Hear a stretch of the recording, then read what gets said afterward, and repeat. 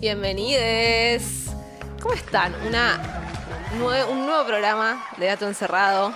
Hoy, por segundo programa consecutivo, no me acompaña Belén, pero hoy tampoco me acompaña Siku ni de este ni del otro lado.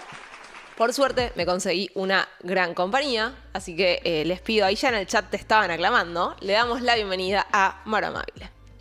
Hola, Hola, hola, amiga. Ay, se saludan como si nos hubieran visto recién, eso me encanta. Qué difícil abrir un programa sola, ¿eh?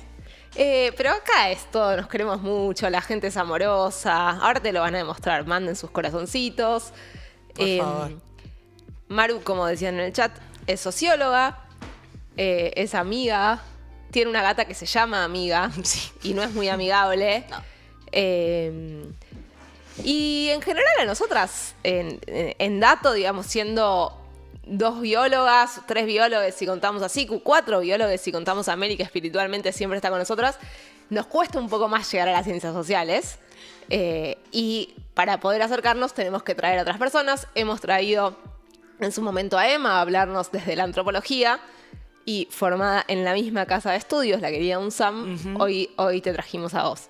Antes de dejarte arrancar, saludamos del otro lado, están Nadia y Andy acompañándonos.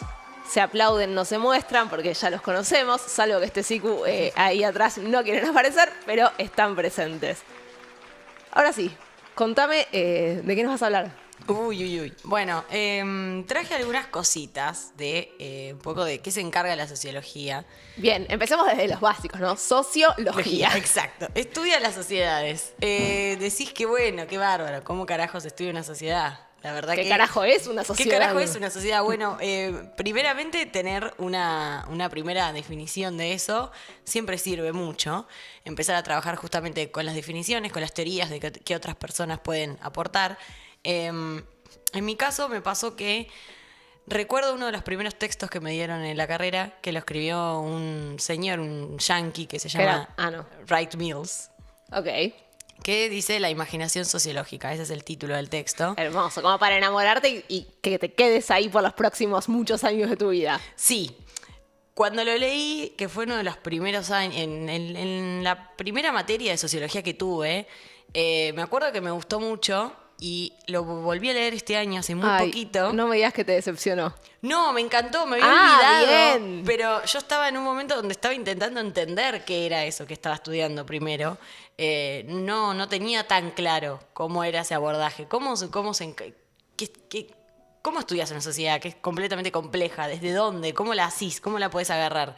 Y ahora que lo volví a leer hace poco, que me llevó muchos años, le encontré un montón de riqueza y sobre todo dije como qué bueno volver a pasar por estos textos fundantes un poco después de un tiempo.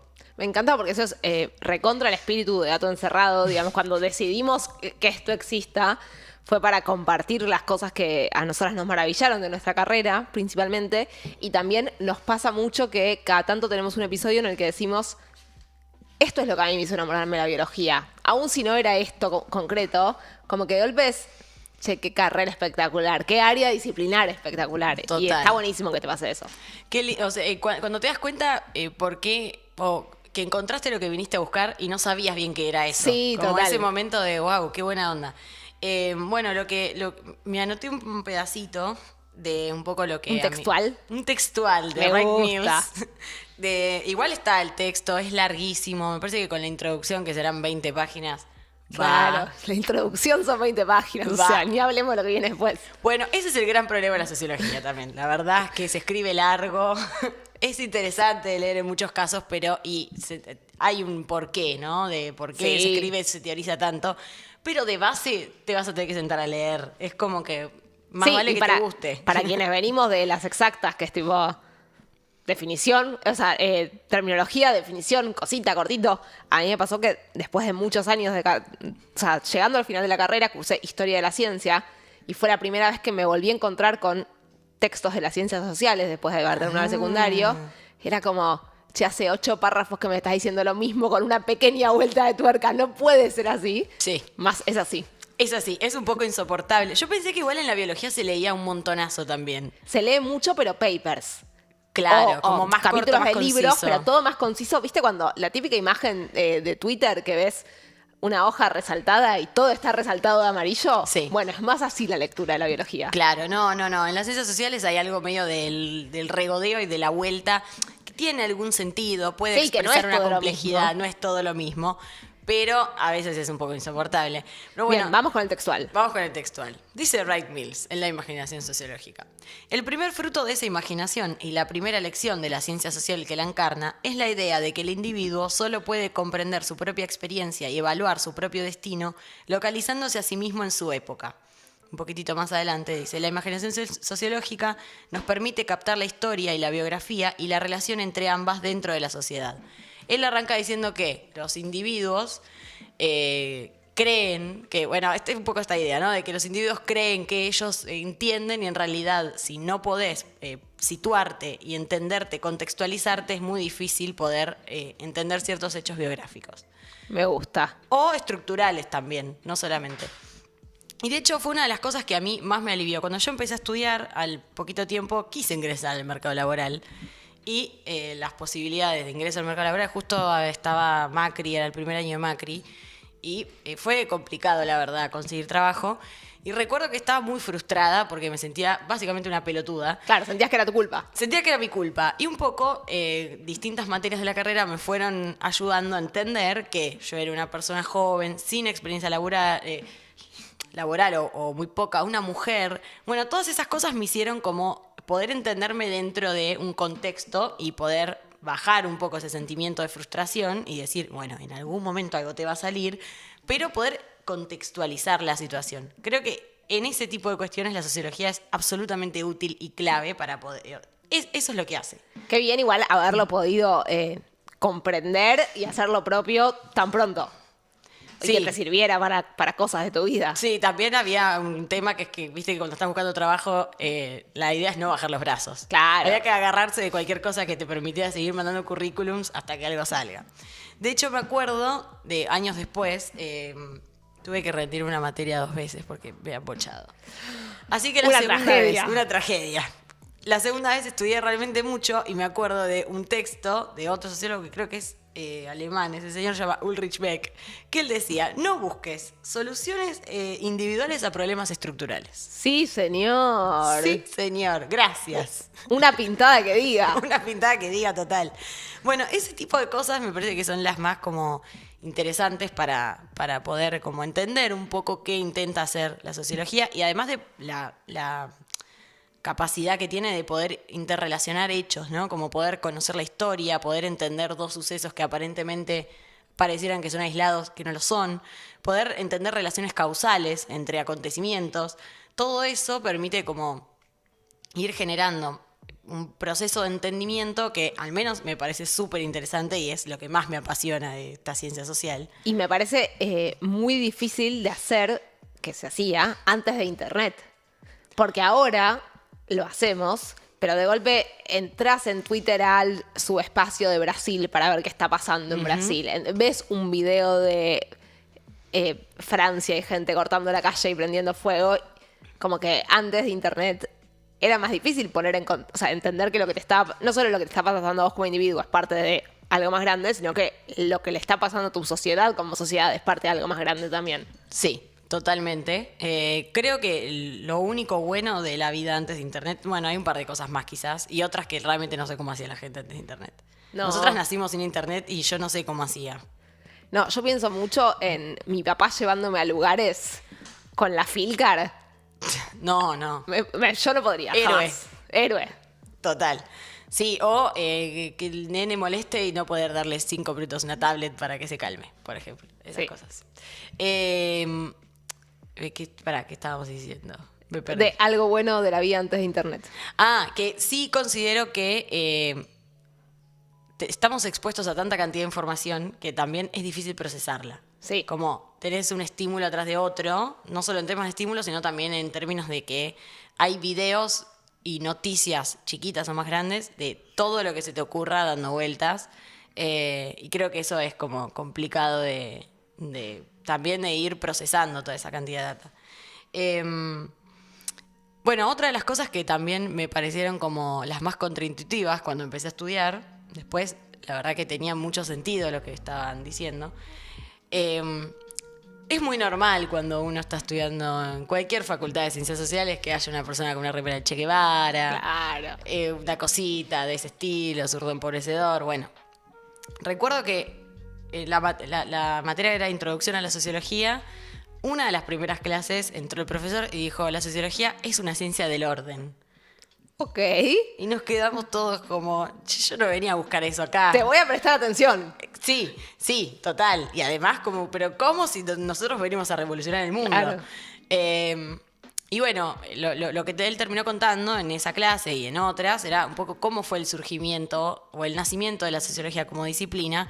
Y nace en un momento en donde la sociedad estaba absolutamente transformada por los procesos productivos, porque está atravesando el paso del feudalismo al capitalismo, con la Revolución Industrial, la Revolución Francesa. Digo, había un nivel de colapso o de caída de unas instituciones y de nacimiento de otras, que es más o menos por esos años, en el 1800, que empiezan, en realidad es un poquito antes, pero los clásicos que son Durkheim, Weber y Marx, escriben más o menos en esa época. Claro. Y lo que ellos Le buscaban... necesitan explicar. Exactamente, Hay estaban tanto buscando un quilombo orden que de alguien este necesita quilombo. explicar algo. Totalmente. Y eso me pareció como contraintuitivo porque también, bueno, recuerdo una vez una profesora que nos contó con mucha ternura que ella estaba dando una clase de Marx y estaba tomándose una Coca-Cola.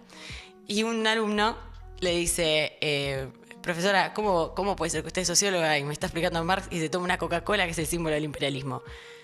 Y ella se quedó como, qué linda esta ilusión, Claro. realmente. Y El tuitero. el tuitero total. Tuitero, él. El tuitero atrevido, porque me encanta que se pare a decirle eso a ella.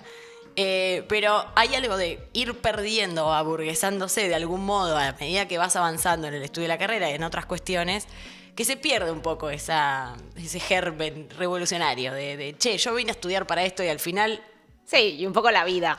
la vida. Bueno, la vida te va marcando otros caminos. Total, pero bueno, hay algo de quizás ese interés por esa cuestión que termina siendo como un poco trastocado, creo, finalmente, de una buena manera. Pero bueno, para hoy traje un paper que escribió Malvina Silva.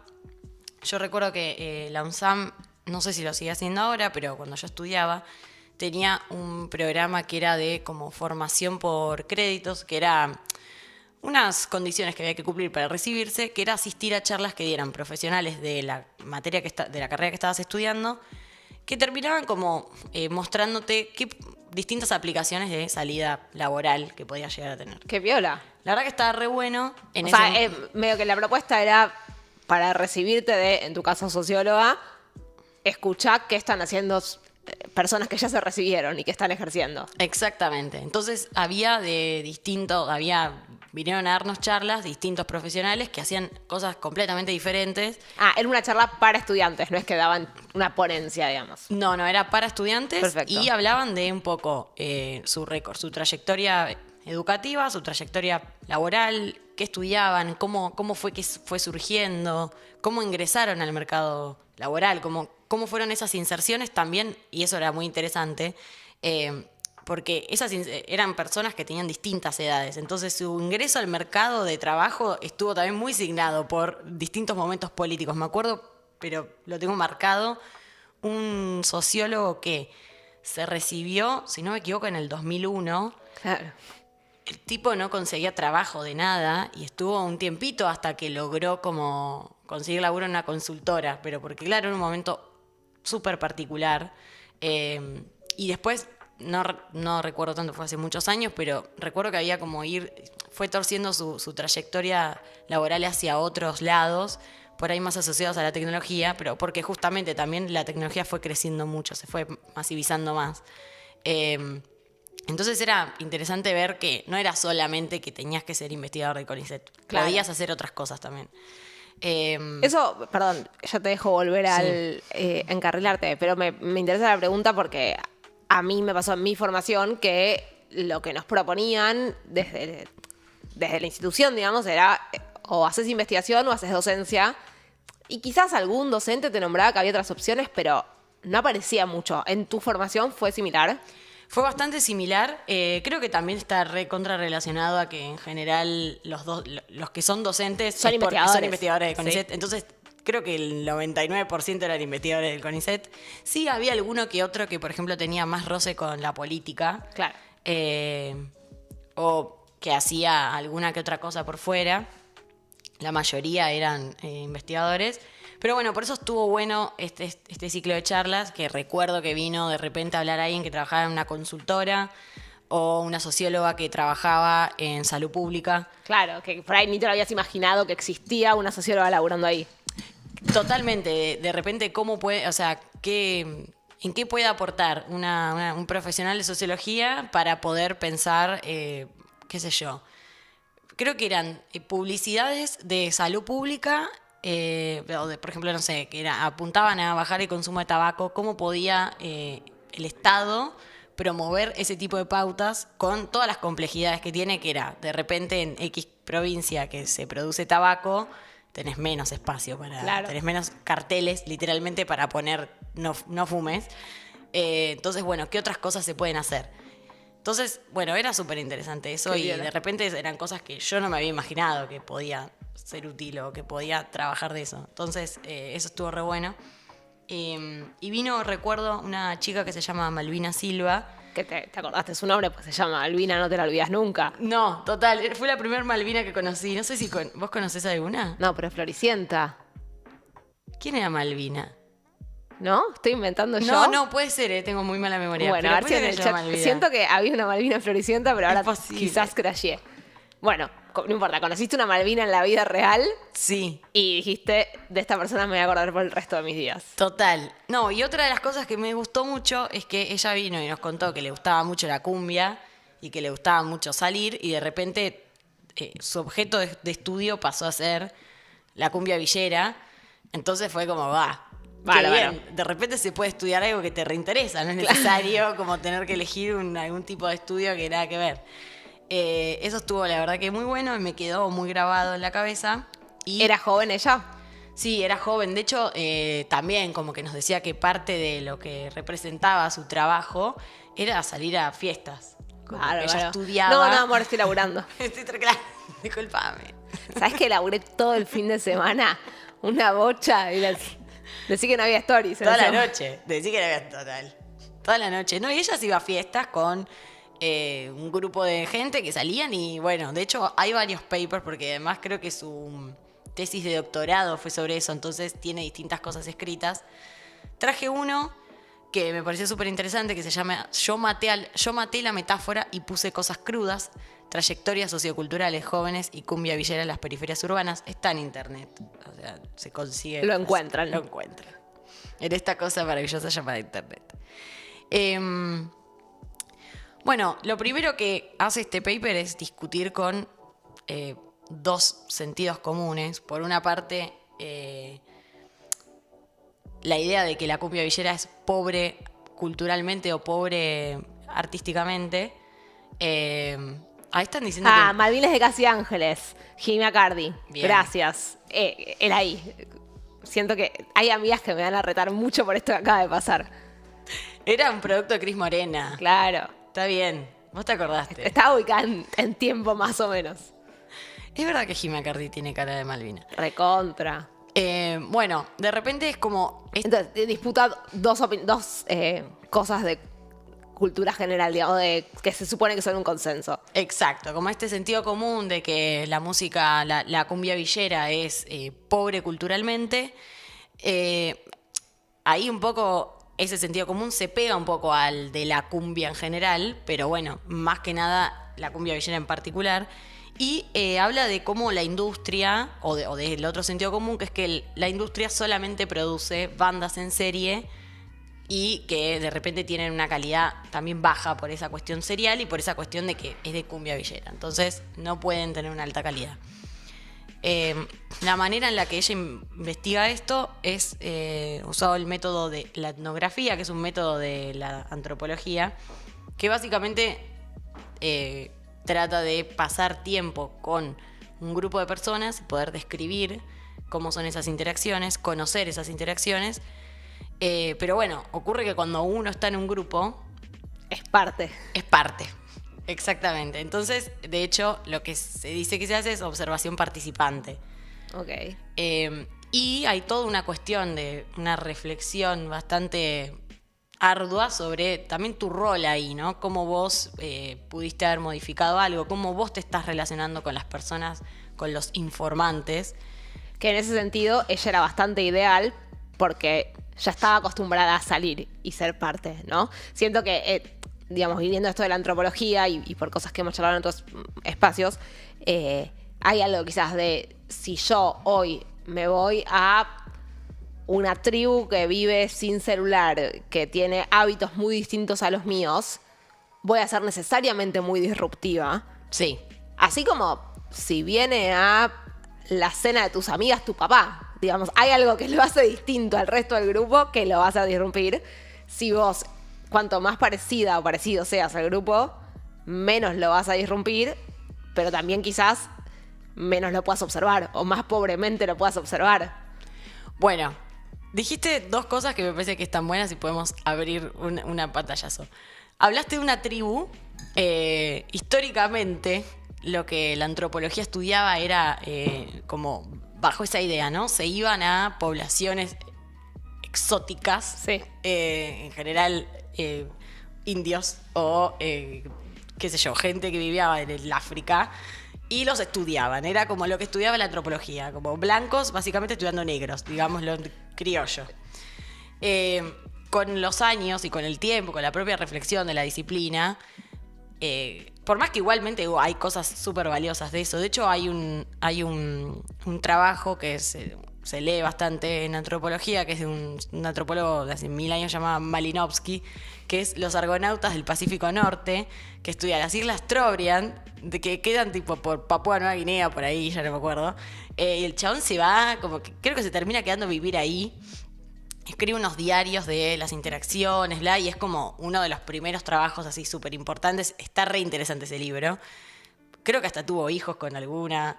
Eso no sé si lo cuenta mucho. Claro, él selecciona un poquito qué contar y qué no. Sí, suscitó un montón de reflexiones, por suerte. Eso y sigue siendo súper valioso leerlo.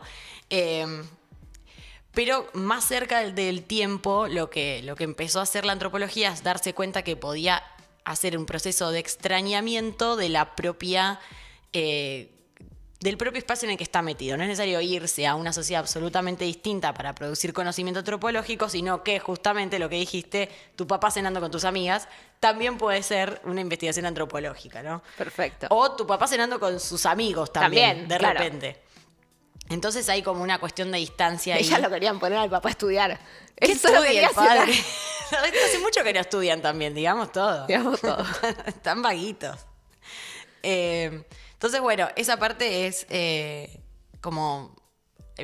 me quedó ahí dando vueltas. Y habías dicho otra cosa que ya no recuerdo. Estoy un poco dispersa.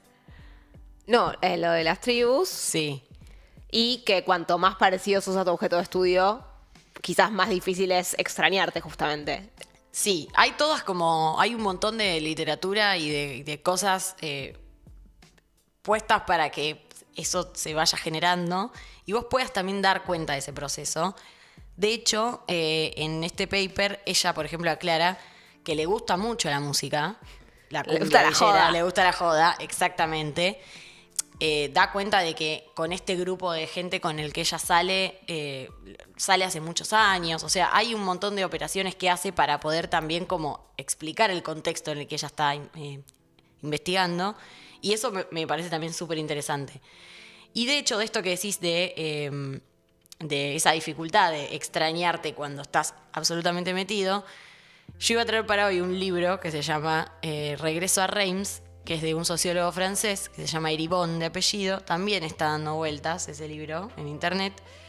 Y el chabón hace como una reflexión sociológica sobre su propia vida. Se muere su papá y él vuelve al pueblo Sin de haber origen. estudiado a sus amigos. Sin haber estudiado a sus amigos, estudia a sí mismo él. Y es re interesante porque, si bien es la biografía de una persona, es interesante cómo a partir de un suceso tan fundante de la vida de una persona, que es la muerte de su padre, que muere cuando ella es adulto igual, él empieza como a recapitular de repente por qué hacía mucho que no volvía, va un poco hacia atrás en las historias, no solo de sus papás, sino de sus abuelos, y empieza como a encontrar en su propia trayectoria y en la de sus padres algunas como patrones de las épocas, ¿no? Como empieza como a poder contextualizar decisiones que él tomó sobre su propia vida y que sus padres también tomaron. No sé, por ejemplo, él con el padre tenía una relación bastante distante porque él es homosexual y el padre como que no lo aceptaba. Pero bueno, también pueden como empezar a contextualizar como o entender al padre de repente, no justificándolo, pero sí como poder encontrar esas líneas que unen. Y eso me pareció súper interesante porque de repente hace un propio autoextrañamiento el chabón para poder inscribirse sociológicamente en algo, como poder entenderse desde ese lado. Claro. Un laburazo. Un laburazo. Te lo voy a tomar para dos cosas. Por un lado, un espejito rebotín. Me pasa mucho de querer hacerte la extrapolación a lo que pasa desde la biología, porque me parece muy interesante cómo dialoga eso. Y hay un libro que se llama El mundo a los 80 años, que es creo que de Ramón y Cajal, que es un chabón que es, si no me equivoco, médico, pero algo de las ciencias de la vida seguro, y que a sus 80 años empieza a escribir todas sus dolencias y todas las explicaciones que encuentra él a sus dolencias. Y siento que es como dos personas que en su adultez se ponen a reflexionar sobre su vida personal desde la disciplina que les tocó, eligieron, lo que sea, digamos. Él es biólogo. No me acuerdo si biólogo o médico, o sea, creo que es médico o quizás incluso científico más general, pero sí. Está re bueno este espejito rebotín Sí, de cómo dialogan, me encanta. Y lo otro que decías, siento que hay algo muy del paso a la adultez en general, o de al menos a la adolescencia, de empezar a poner contexto en la vida de los que te rodean. Y decir, tipo, bueno, ok, sí. Bueno, la típica conversación de, che, si tu abuela te dice feliz día de la mujer, no le hables de la opresión de las mujeres y de que es un día de lucha, decirle muchas gracias y mandale un gif con unos buenos corazones y unas rosas. Exactamente. Que cuando sos más chica o más chico, es más, yo soy un capo y todos son unos pelotudos. Total. Y está bueno poder ver a la gente también en su circunstancia. Totalmente. Sí, tal cual, poder como ir entendiendo también cuáles eran las lógicas de la época de, no sé, por ejemplo, él en un momento cuenta que el padre de él tenía como muchas ganas de estudiar. El chabón laburaba en una fábrica, en un laburo re pesado, mucha cantidad de horas y tenía que estudiar a la noche. Ya tenía una familia, o sea, era básicamente imposible que esa persona estudiara. Lo intentaba y aún así tuvo que abandonar porque no era posible hacer un estudio universitario. Y a él, por ejemplo, hubo un momento que cambió una regulación y los chicos en general de la clase social de él permanecían en la escuela hasta los 14 años y después iban a trabajar. Y cambia una regulación y tiene que permanecer más tiempo. Y para la familia de él fue todo un problema ese, porque era como medio al pedo que el pibe estudie. Claro. O sea, si ya tiene edad de ir a trabajar, no puede ser que se tenga que formar. Entonces, hay como toda una cuestión también de poder ir entendiendo las épocas en las que la biografía de esa persona se inscribe. Por eso vuelvo a lo de Mills, que me pareció súper como acertado de cómo se puede ir entendiendo una sociedad a partir de un montón de trayectorias individuales. O un fenómeno, porque una sociedad es algo que realmente me parece como imposible de entender. Sí. Renunciemos. Intentemos explicar, pero no pretendamos entender. No, al pedo, no, pero algo más chiquito, bueno, la cumbia villera, bueno, bárbaro. Algo que me pareció súper interesante, un dato, que no está acá necesariamente, pero sí, Malvina participó en un documental que está en YouTube que se llama Alta Cumbia, la película. ¿Lo viste? Sí, lo vi hace un tiempo. ¿Lo recomendás? Sí, está re buena. Tiene como un poco de actuación y después fueron a entrevistar, pero es como que tiene unas magias ahí. Bien. Trabaja, de hecho, como en la parte más de acting. ¿Viste El Marginal, el quiz, el que canta? No vi El Marginal. Ah, bueno. Pero entiendo. Uno. Tomo la refe. Un actor. Bueno, ahí yo me enteré que en el 2002, si no me equivoco, por esas fechas, el Confer, de hecho lo voy a abrir acá, había... El Confer siendo... pero claro, el Comité Federal de Radiodifusión. Ok. Había sacado, que también me parece que no solo regulaba radio, sino tele. había sacado un comunicado que era pautas de evaluación para los contenidos de la cumbia villera. Ok. Esto es, no sé si estaba de la Rúa ya o lo habían sacado, quiero ver la fecha, pero fue por esa época. Parece que fue post 2001. Bueno, O sea, que no fue hace tanto, digo, sí, fue hace más de 20 años, pero no estamos hablando de que en 1950 se evaluaba si la cumbia villera estaba a la altura de las radios o no. No, total.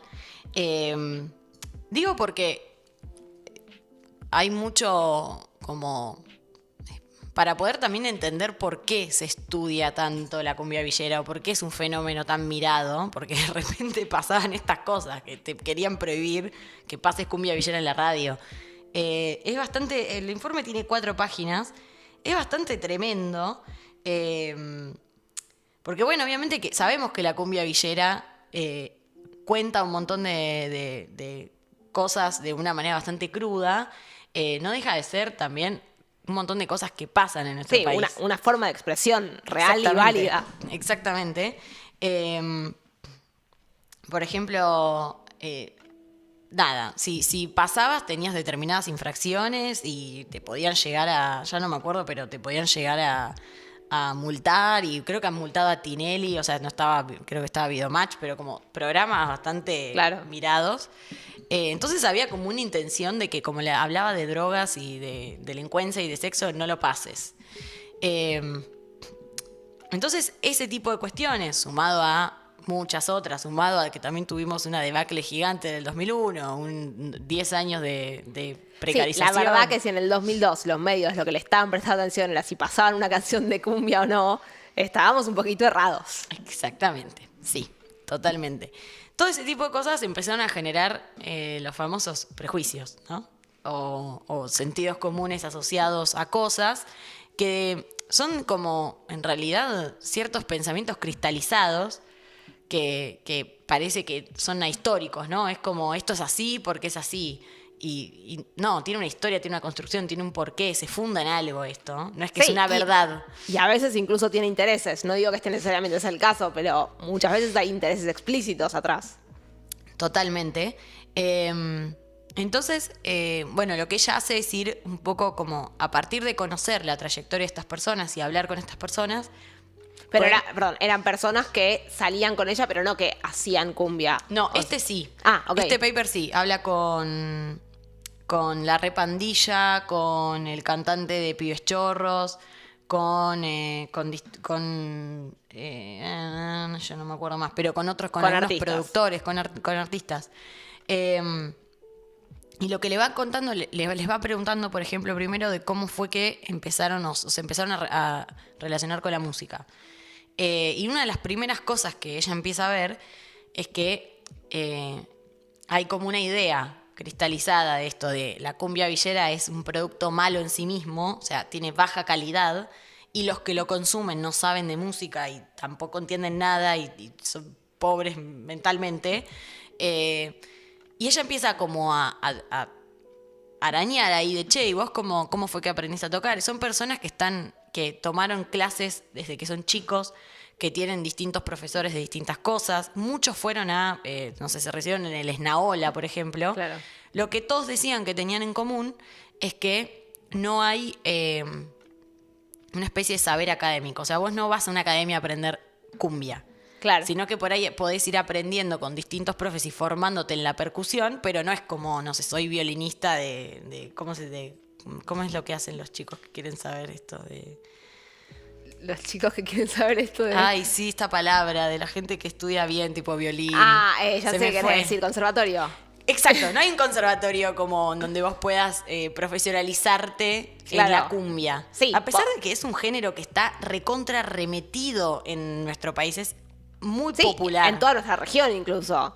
Totalmente, en toda nuestra región, digo, en Perú, en Bolivia, en Colombia, es como se recontra escucha. Entonces, bueno, hablaba un poco de que eso no está, por ejemplo. Otra de las cosas que me parecieron súper como interesantes es que una de las chicas que cuenta que está estudiando en la EMPA... Sí, que es una de las escuelas grandes de música. Total, perdón, no, dije mal. En el Esnaola. Ok. Que también, igual. También, sí, súper reconocido. Ella ahí conoce un profesor que ella estaba aprendiendo a tocar los timbales o algo así. Y le dice, no, vos tenés que tocar parada. Porque como tocar cumbia sin bailarla es muy difícil. Y la verdad es que tenía un punto el chico.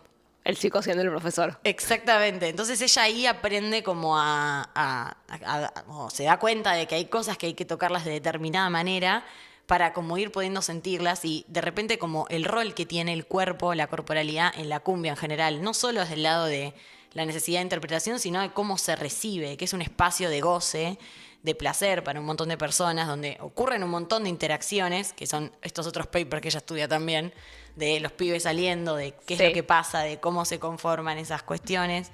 Y también que en general se la suele poner como por oposición, ¿no? Como si una persona solo pudiera escuchar o hacer cumbia y eso le impedía. Como si no existiera una persona que pueda ir al Colón a escuchar un concierto de violines y después ponerse unas cumbias para limpiar la casa. Como si fuese, si bien es finito nuestro tiempo, pero como si fuese tan acotado los consumos culturales que podemos tener.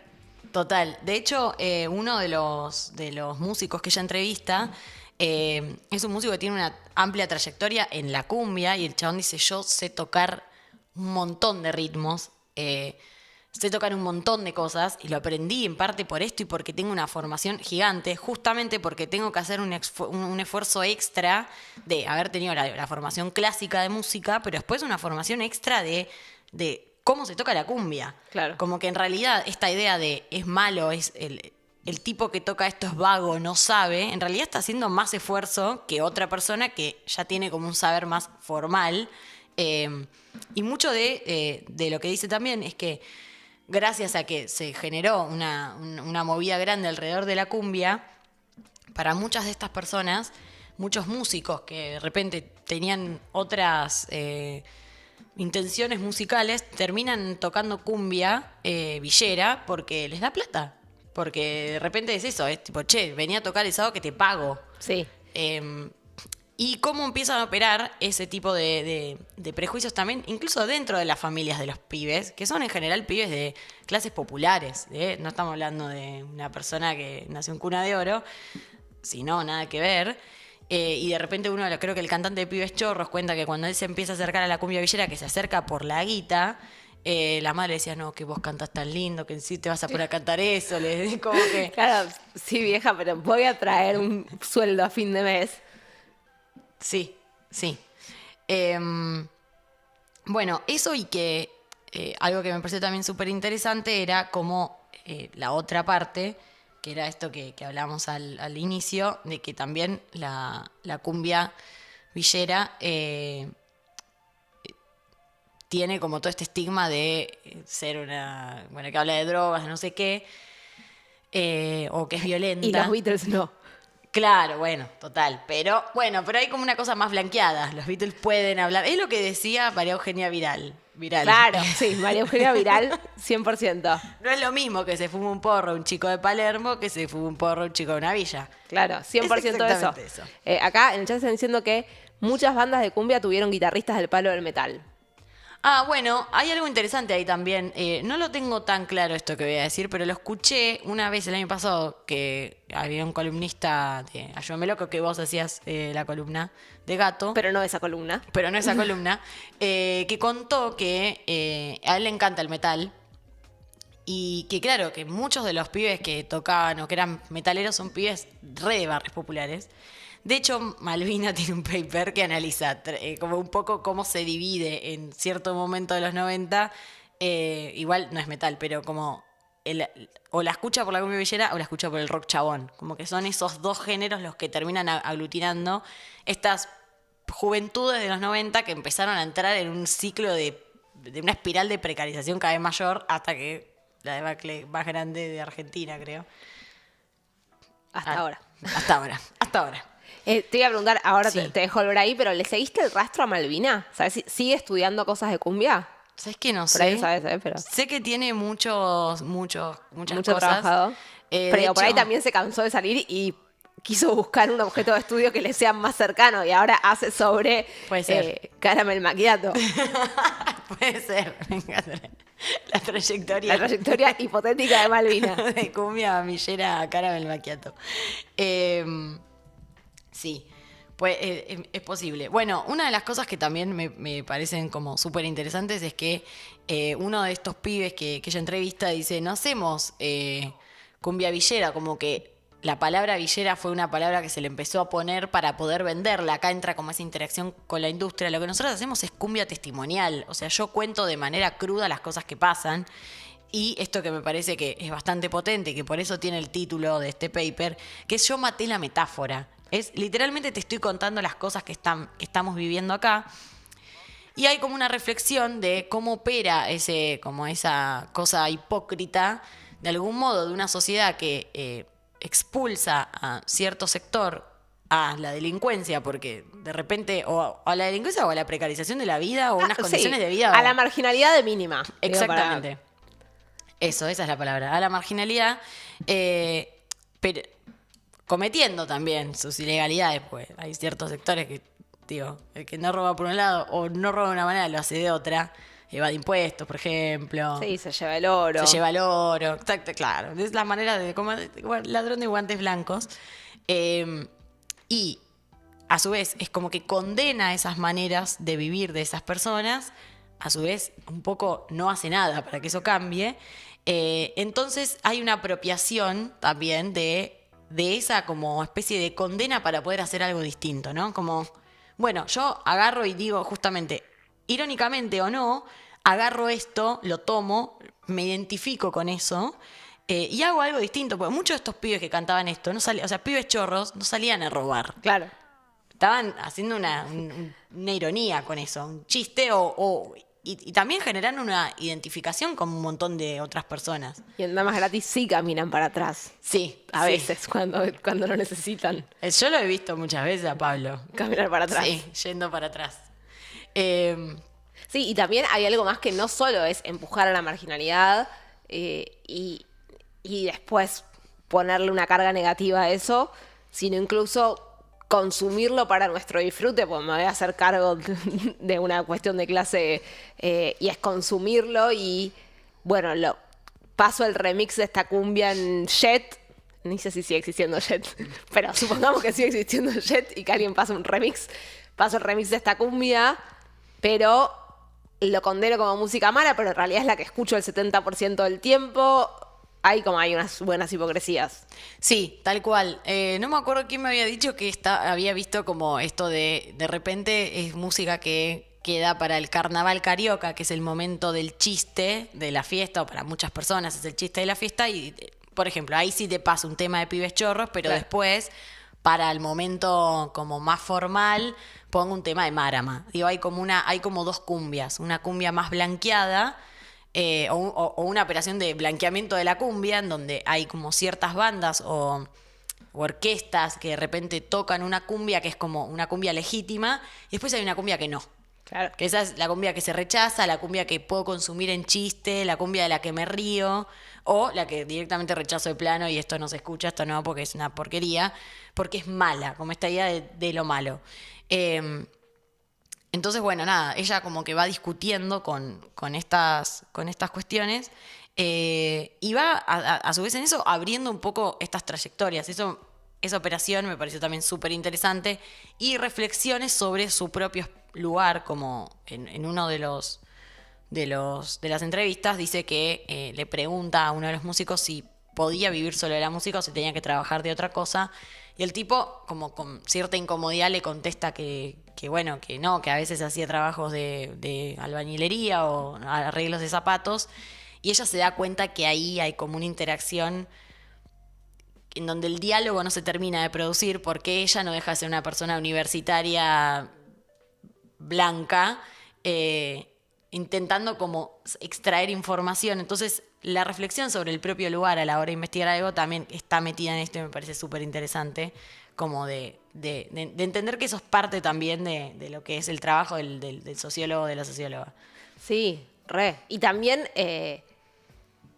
entender que que no vas a dejar de ser parte y que en un punto hasta está bueno que seas parte. Lo que importa o lo que podés querer regular en todo caso es cómo te haces cargo de ese ser parte y cómo haces que eso no te sesgue, porque la objetividad ha muerto, digo, sesgados, la mirada va a ser siempre sesgada, pero por lo menos ser consciente de cuál es tu sesgo, creo que está bueno. Por lo menos de los que podés identificar, que Sí. ya es un montón. Sí, total. Bueno, me encanta. ¿Algo más que quieras agregar de Malvina o de sociólogos clásicos que sientas? O sea, para mí estamos súper, pero no te quiero cortar cosas que hayas preparado. No, qué sé yo, Marx, te quiero mucho. Es una buena salida. ¿Es tu sociólogo favorito?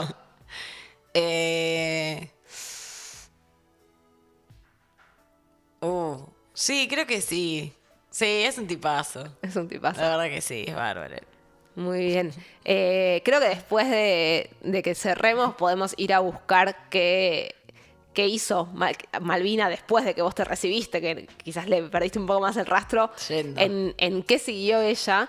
Y creo que algo de lo que hablábamos antes también de estar al aire, que era como, hay una parte de reivindicar que desde las posiciones anticiencia y particularmente anticiencias sociales y particularmente enaltecidas últimamente, por decirlo de la manera más leve posible, se cuestiona mucho este trabajo sobre el ano de Batman, por decir cualquier ejemplo, y quizás seguro hay personas que dicen, ¿para qué me sirve a mí que con mis impuestos alguien esté estudiando la cumbia villera? Y es parte del mismo problema de entender que queremos entender la sociedad en la que vivimos. No podés elegir, sí podés elegir, pero no es una buena idea que hagas un recorte de esa sociedad para entender si querés describir la sociedad más o menos en su totalidad. Total, otra de las cosas que creo también es que no leí el paper del ano de Batman, pero estoy segura de que No habla del ano de Batman. exactamente, Es que obvio no que no habla habla del del ano de Batman. Debe hablar de un montón de otras cosas. Y también hay como... la verdad que la academia tiene cosas muy copadas, otras que no tanto. Y la verdad que cuando uno puede encontrar en la escritura académica un pequeño espacio, que no es mucho, para poder divertirse un poco y poder allanar un poco más ese texto, lo tiene que agarrar. Entonces, si Recontra. quieres ponerle ano de Batman a tu paper, ponele ano de Batman. Sí, aparte si se te ocurrió una buena idea, un título que va a hacer que más personas se acuerden de lo que... Así como vos te acordaste de la charla de Malvina, en parte porque se llama Malvina, Sí. su madre y su padre cuando la tuvieron y eligieron un nombre para ella, le pusieron un buen título a su paper, por decirlo de alguna manera. Nada, después cuando te pasa esto con creaciones, que si le puedes poner un buen título, ponéselo, y si va a hacer que más personas se acuerden, va a ser bienvenido y va a abrir más conversaciones. El problema creo que siempre es, y ya me estoy yendo quizás un poco más lejos, pero el problema es las personas que quieren cerrar conversaciones sin entender lo que decías vos. Fíjate primero de qué habla el paper del ano de Batman y después debatimos si es por qué eso puede o no valer la pena y cuál es tu posición respecto a eso. Pero si solo te vas a quedar con el título, es como quedarte mucho con vos como individuo y no entender que sos parte de algo más grande. Sí, total. Y querer clausurar discusiones sin darlas, que también es algo que está muy últimamente como un método. Sí, Bastante una usado, forma ¿no? de conocer Sí. a la que nos oponemos desde este espacio siempre. Sí. Bueno, muchas gracias, amiga. Estuvo muy lindo recibirte acá. Creo que nos llevamos, yo seguro me llevo, pero creo que las personas que están del otro lado también se llevan una idea un poco más clara o por lo menos más autocuestionada de qué estudia la sociología y cómo se estudia en sociología, que no es necesariamente lo mismo. Seguro seguiremos estas conversaciones y buscaremos también traer a más personas que nos puedan, como siempre, que nos puedan acercar áreas del conocimiento que nos son a nosotras más lejanas. Siempre es una búsqueda de este espacio. Esperamos que les haya gustado, que si están viéndonos o escuchándonos en diferido puedan dejar un mensaje, dejar su like, pero sobre todo dejar comentarios de qué sintieron, qué les pareció. Va a ser bienvenido, va a ser leído. Y como siempre, nos encontramos no la semana que viene, sino la otra. La semana que viene hay clima de época, así que vengan igual a las 9 de la noche, va a haber cosas. Vengan a Factoría en general, digo, hay una programación muy extensa que creció en el último mes, así que conéctense, escuchen los distintos programas. ¿Qué más les puedo decir? Bueno, sigan a Factoría en todas las redes, sigan a Dato en todas las redes. El próximo programa se supone que volvemos con equipo completo. Bien. Veremos si esta gente se presenta acá a laburar o si siguen haciendo esto del abandono. Y ¿qué más? Súmense a Club Factoría. Esto, bueno, ya lo dije. Creo que de lo que más recurrentemente hablamos en este programa es de los sándwiches de tortilla de papa, de Factoría. Factoría, además de ser un canal, de ser una comunidad, es un espacio al que ustedes pueden venir a comer, a bailar, a tomar algo. Domingos al mediodía hay bodegón. Todavía esa no la hice, pero cada domingo que veo las fotos digo, eso debería ser. Y también es un espacio construido por las personas que quieren que este espacio exista y pueden asociarse con el QR que estaba recién en pantalla y seguro va a volver a estar, o que encuentran el link en el Instagram de Factoría.